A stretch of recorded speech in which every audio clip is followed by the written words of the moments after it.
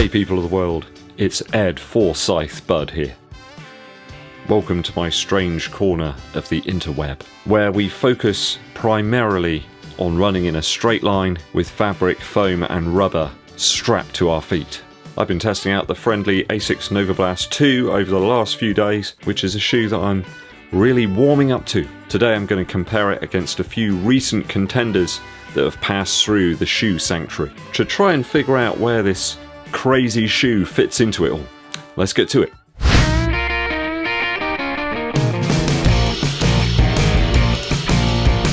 So today I'm going to be looking at the ASICS NOVABLAST 2 versus the rest. Part 1.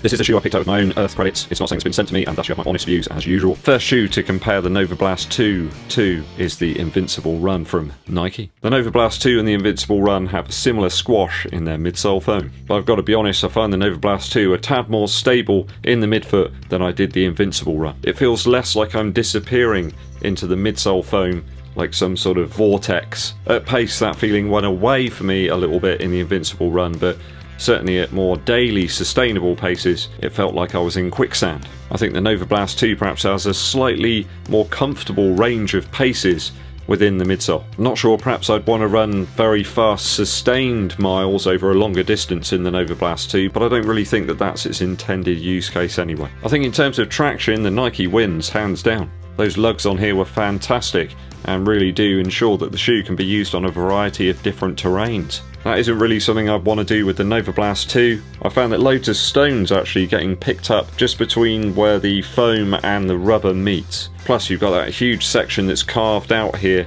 in the rear of the shoe. Not sure I'd want to take these on some sort of trail adventure whatsoever. The NOVABLAST 2 wins hands down though in terms of upper fit. I really didn't get on with the upper at all in the Invincible Run. It felt very over-engineered. This is still a bit more upper perhaps than I'd want, but it's much more refined in the second version. And of course it trumps the Invincible Run on price by some margin. A win here for the NOVABLAST 2. In comparison, this is quite a bit lighter as well than the Invincible Run. Next up is the Adidas ThreeStripe ADIOS 6. You know I love the ADIOS 6, so it's going to be a tough matchup. Weight, firstly, is the most notable difference between the two shoes. The ADIOS 6 coming in about 30 grams or more lighter than the NOVABLAST 2. Taking into account as well that this is an 11.5 when the NOVABLAST 2 is a 10.5, so quite a weight advantage in the Adidas. I think the NOVABLAST 2 makes the ADIOS 6 almost look like a race flat. I think you've got all that foam that kind of cups around the heel in the NOVABLAST 2 you don't have here in the ADIOS 6. What you see is kind of what you get, just a much more conservative distribution of that midsole foam under the foot. I've got to say I prefer the super breathable upper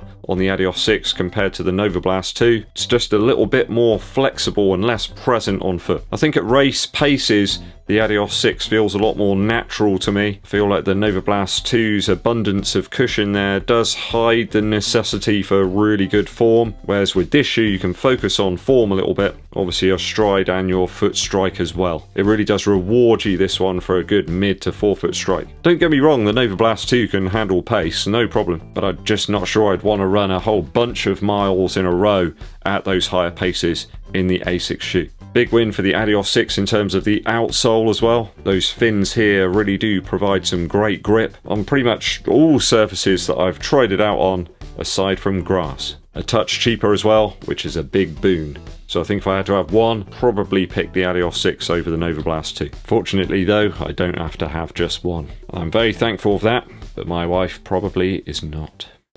Against the big boy Boston 10 now. Well, I have to say that the Boston 10 does toast the NOVABLAST 2 if we're talking about stability. The structure to the midsole foam, including the rods and the plate in the heel, provide a really dense and stable platform.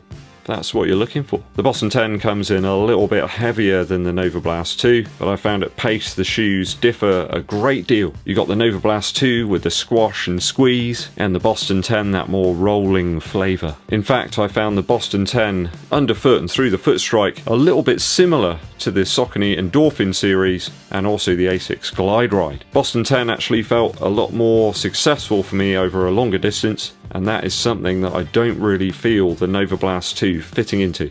I think it's really dependent on the type of runner that you are, mainly due to the non-plated cushion that that shoe offers. So similar prices between the Boston 10 and the ASICS NOVABLAST 2, though vastly different use cases from my perspective. Upper-wise, I think they're both quite present there. You certainly know that the shoes are there on your foot. There's a few shoes that I've worn recently, like the Run Fast Pro from Reebok, and also the Streak 7 from Nike, and you don't really feel like they're there. These are pretty chunky, although they have gone some way to minimising that feel in the NOVABLAST 2.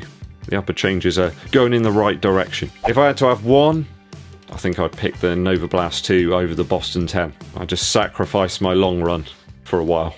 Next comparison is against the Pegasus 38. So these days, the NOVABLAST 2 actually comes up quite a bit lighter than the Pegasus 38. The NOVABLAST 2 is about 20 grams lighter, in fact, than the Pegasus 38. And I have to say, the ASICS shoe is far more compressive in the midfoot than the Pegasus 38 is. Wildly different underfoot feel here. Though I did like that 4-foot Air Zoom bag that Nike have included this time around. It really does provide quite a unique response. I don't think everybody's going to like it. It's not going to be everyone's cup of tea. But I think it presents quite a unique selling point for the swoosh in a now very crowded marketplace. So certainly for those around about £100 daily shoes. I think traditionalists will prefer the Pegasus 38 over the NOVABLAST 2. It presents a more traditional underfoot feel. I can't believe I'm saying that, but it does. The NOVABLAST 2 almost feels like a New Balance Fuel Cell Rebel, for example, that's been magnified and amplified. Like somebody stuck it under a microscope and blown it up to mind-numbing proportions. No comparison in terms of traction here, with the Pegasus 38 being far better and more versatile over different surfaces. I mean, the AHA rubber here is very durable,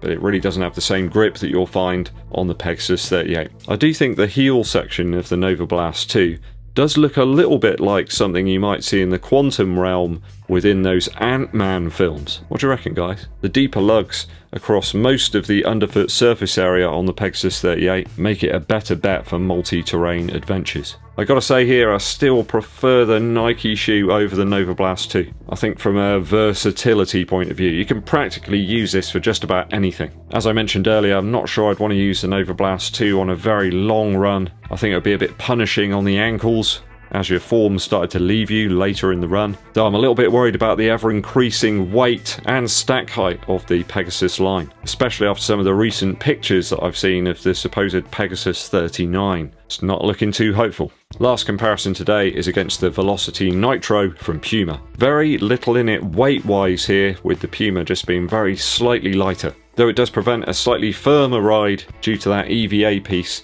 in the heel. I find the NOVABLAST actually slightly easier to dial in that upper lockdown across the top of the foot. Grip is great on the Puma with those very reasonable sized lugs compared to the quite shallow and unorthodox setup that we find on the NOVABLAST 2. There's quite a price difference between these two shoes, and I think they kind of sit in different categories really. Perhaps a slightly wider use case for the NOVABLAST 2 and more daily suited activities in the Velocity Nitro. Puma seem to be constantly tinkering with the balance of foams in all of their running shoes. They're looking at distribution, but also trying out different combinations of the foams.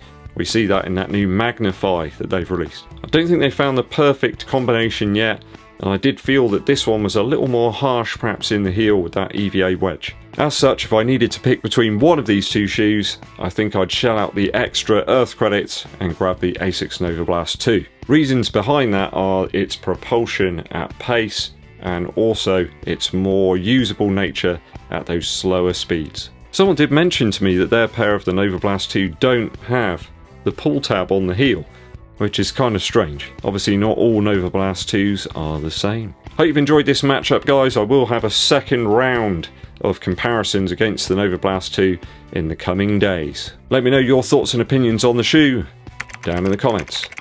A quick musical interlude for you. I've been back listening to some Miles Davis to help me chill out and calm down in this warm weather. I've also been playing the game Red Dead Redemption 2, one I bought ages ago and hadn't had a chance to get into. And once you get into it, there's no getting out. Really enjoyed that. There's some great music in that game.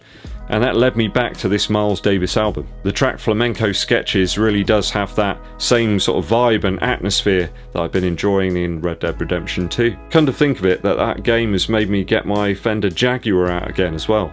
Been playing some surf type stuff on there with some tremolo, sort of spaghetti western style stuff. I think it's having quite a big effect on me, that game. Great story as well. I'm a big fan of Miles Davis though, and some of the actual production on those records is just wonderful. They managed to capture the sound of the musicians together without it sounding like they've glued on bits and tinkered around with it that much. You got more of a performance there on record rather than something that's been created or manufactured. And I think that makes it really special, makes it timeless. Go and check out Kinda Blue from Miles Davis. You won't be disappointed. That's just about all for me for today, guys. Thanks for sticking with me to the end of the video. If you've enjoyed today's video, make sure you hit that subscribe button and click the bell below for notifications of when we launch more for you. And it really helps the channel out too if you give this video a thumbs up, like, and share it with your running buddies. My name's EDDBUD, and I'll be seeing you